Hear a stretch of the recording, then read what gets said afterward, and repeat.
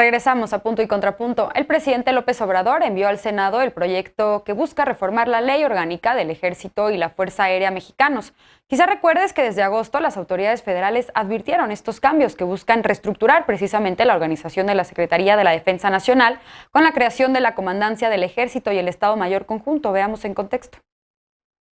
Esta semana el Ejecutivo Federal envió al Senado una iniciativa para reestructurar administrativa y operativamente a la Secretaría de la Defensa Nacional. La propuesta señala que la Sedena tiene asignada una dualidad de funciones, una como órgano político administrativo del Poder Federal y la otra como cuartel general superior del Ejército y Fuerza Aérea, lo que genera que el titular se dedique a la actividad pública de la dependencia federal y a la operativa de la Fuerza Armada. Para evitar esto, plantea la creación de la Comandancia del Ejército y del Estado Mayor Conjunto. La comandancia será el órgano responsable de la administración y desarrollo de las tropas de las armas, del servicio de policía militar y de los cuerpos de defensa rurales, y el Estado Mayor se encargará de la planeación y coordinación de los asuntos relacionados con la defensa nacional y con la organización, adiestramiento, operación y desarrollo de las Fuerzas Armadas de tierra y aire y transformar las decisiones en directivas, instrucciones y órdenes, verificando su cumplimiento, se agrega. Estos cambios se plantearon desde el 25 de junio de 2020 con la publicación del Programa Sectorial de Defensa Nacional 2020-2024.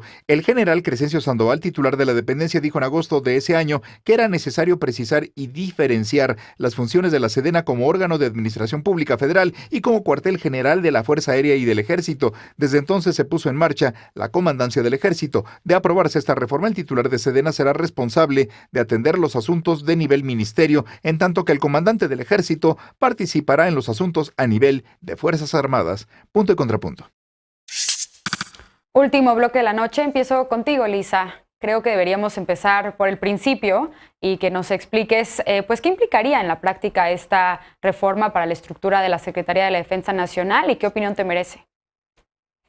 A ver, yo creo que el principal cambio que está introduciendo esta propuesta de ley es justamente diferenciar las figuras y las responsabilidades del secretario general de la Defensa, bueno, en este caso es un general, y de un jefe operativo técnico del Ejército mexicano, que sería un comandante. ¿Por qué es importante hacer esta diferenciación? Por dos motivos. Uno, porque creo que esto viene arrastrando como fundamento jurídico algo que se desechó de nuestro orden constitucional cuando se resolvió la reforma de derechos humanos y luego cuando se resolvió la ley nacional y la seguridad interior, y que venía de la Constitución de 1996 la mayoría legislativa había dicho que para poder utilizar a los militares en seguridad pública era necesario reconocer que el secretario y que el personal administrativo de esas dependencias era distinto a la institución armada y que por lo tanto como miembros de la administración pública federal podían tener competencias otras que no fueran la defensa. Eso fue maligno y malévolo durante muchísimos años, sucedió a partir de una decisión de Zedillo, lo venimos arrastrando, pero al final del día lo expulsamos, ya bien entrada la década de los 2000 y de los 2010. Entonces, eso es lo primero lo que es importante, que viene arrastrando un fundamento mal hecho, que se dio por las malas razones y que después se expulsó de nuestro orden jurídico. Lo segundo, por lo cual es importante esto, es porque parecería que se va a querer espejear con unas reformas más democráticas de las Fuerzas Armadas que han ocurrido en otros países, en donde sí efectivamente se separan estas dos figuras, pero donde se les olvida un punto central. El secretario, entonces, al ya no ser el comandante técnico operativo de las Fuerzas Armadas, tiene que ser formalmente un civil, no un general, no un militar en activo. Y segundo, que para garantizar que efectivamente no haya un expansionismo militar y una securitización de la administración pública federal desde el punto de vista castrense, los militares no pueden participar de ninguna otra responsabilidad de administración pública o de política pública que no sea la defensa. Bien. En este caso, lo que no queda claro es que vaya a ser ni un civil y lo que no queda claro es que no le vayan a dar más atribuciones de política pública a la Sedena porque el presidente dice que ese es el mismo fundamento de la reforma. Entonces es preocupante y vamos a tener que monitorear. Ana, efectivamente se ha dicho mucho que esta reforma podría fortalecer al titular, a quien encabece la Secretaría de la Defensa Nacional. ¿Es así? ¿Qué opinión te merece esta iniciativa de reforma? Pues a mí me parece que más que fortalecerlo, porque creo que eso está dado en los hechos, ordena este fortalecimiento. Digo, Lisa nos da una interpretación y ella tiene mucho conocimiento del tema, pero a mí me parece que es un tema de un poco ordenar, como ya decía, estas atribuciones que se tienen y diferenciar de la parte que ha sido pues tan criticada y no, es decir, no de manera ilegítima, que de que la Sedena esté participando en una serie de actividades que normalmente deberían y tendrían que estar en el orden de lo civil, ¿no? Entonces, con esta reforma a mí me parece que se diferencia esas dos actividades y se deja muy clara cuáles son las atribuciones en materia militar y de defensa nacional, que además tampoco están muy claras desde que, pues bueno, la seguridad pública se tiene en manos del ejército. Entonces, para mí se hace una diferenciación y se genera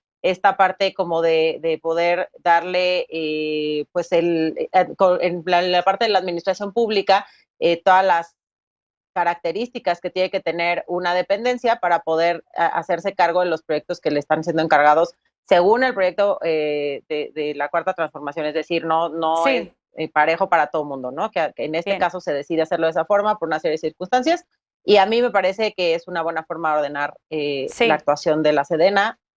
Hay opiniones, por supuesto. Alfredo, ¿cómo ves tú esta reestructuración al interior de la Defensa Nacional? ¿Qué más implicaría? A ver, yo quisiera dejar esa parte porque ya vi que Elisa está queriendo reaccionar y creo que tiene la respuesta. Yo tengo, sinceramente, muchísimas dudas, pero tengo que aprovechar este espacio del último bloque porque sí quiero mandar un abrazo, un acto de solidaridad a Ana Lorena Delgadillo, a Marcela Turate y a Mercedes Doretti, porque pasó algo de gravedad mayúscula que acabamos de saber. Ellas, quienes desde la sociedad civil, el periodismo y el trabajo de identificación forense han hecho lo que la PGR y la FGR no quieren hacer, buscar personas, buscar justicia, documentar las atrocidades como la masacre de los 72 migrantes en San Fernando de 2010, y a quienes por hacerlo, nos acabamos de enterar, la PGR les abrió una carpeta de investigación por delincuencia organizada. Entonces, terrible y quiero solidarizarme con ellas. Al respecto y del tema, hay un dato que tenemos necesariamente que decir hoy, porque lo hablamos el lunes como parte justo de todo el proyecto militarista que tiene el presidente López Obrador y de militarización, es que hoy la primera sala de la Suprema Corte de Justicia de la Nación envió al Pleno el acuerdo militarista. Es una muy buena noticia frente a todo lo que habíamos visto, frente al año que se tardaron para admitir el famoso acuerdo militarista, porque ahora sí van a ser todas las ministras y ministros del Pleno, les 11, quienes van a pronunciarse sobre la militarización de la seguridad pública en este gobierno. Y yo ahí reiteraría que urge que se hagan audiencias públicas para que todos estos temas, pero sobre todo los efectos, las consecuencias de una política de seguridad militarizada, creciente, ascendente y descarada, sean resueltas y se pueda pronunciar el alto tribunal. Lisa, tienes un contrapunto, déjame escuchar a Eder y ahorita regreso contigo. Eder, ¿qué decir de esta iniciativa? ¿Era necesaria o deja más dudas que respuestas hasta lo que sabemos ahora? Primero me sumo al llamado a la solidaridad que hace Alfredo.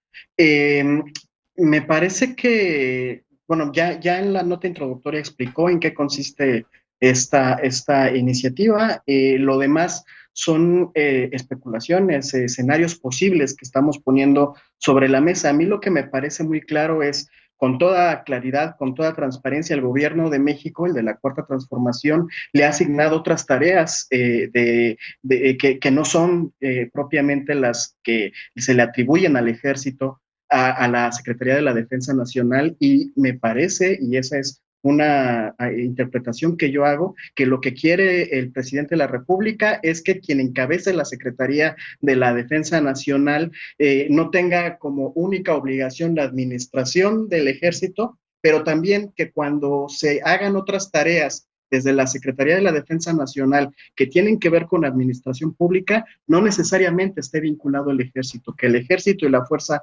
Aérea estén en sus tareas y que la Secretaría de la Defensa Nacional pueda realizar otras tareas sin que eso implique el miedo, también me parece muchas veces legítimo, de la militarización, que el ejército esté atendiendo sus tareas constitucionales, que la Fuerza Aérea esté atendiendo sus tareas constitucionales, y entonces el secretario o secretaria, en un momento dado, de la Defensa Nacional pueda realizar otras tareas. Me parece muy interesante esta puerta que se abriría de que pueda con más fuerza ser encabezada la Secretaría de la Defensa por personas civiles. Me parece muy interesante la posibilidad también que le abre a que haya mujeres que encabecen esta secretaría y, sin embargo, también hay una serie de temores que ya manifestó ahorita Lisa, que tienen que atenderse Sí. y que tenemos que insistir siempre en donde esté vinculada la Secretaría de la Defensa Nacional, tiene que haber plena transparencia, porque esa es una de las quejas muy legítimas que se han hecho respecto al proceder cotidiano, no solo de ahorita, de la Secretaría de la Defensa Nacional. Bien, a ver, Lisa, tienes la oportunidad de cerrar este bloque, tenemos todavía un minuto, adelante. Rapidísimo, son 4 puntos. El primero es que la ley no se tiene que adaptar a las circunstancias, en el sentido en el que no porque ya pase de facto se tiene que modificar el marco constitucional y la legalidad. Ese fue en realidad el argumento del PRI y el PAN para pasar la ley de seguridad interior, porque al final del día, si los militares ya estaban haciendo seguridad pública, lo que había que hacer era darle certeza a los militares. Me parece pésimo argumento. Segundo, la Constitución sí es bien clara para decir que los militares y el titular de la defensa no pueden hacer otras funciones que no están directamente relacionadas a la defensa nacional y a la disciplina militar en tiempos de paz. Entonces, el tema constitucional ahí está siendo violado de manera como sumamente clara y arbitraria. Tercero, el presidente dijo con nombre y apellido que esta reforma estaría dirigida a aumentar las capacidades de Luis Crescencio Sandoval. Ese no es un civil, esa no es una mujer, no va a poner un civil ahí, no nos engañemos.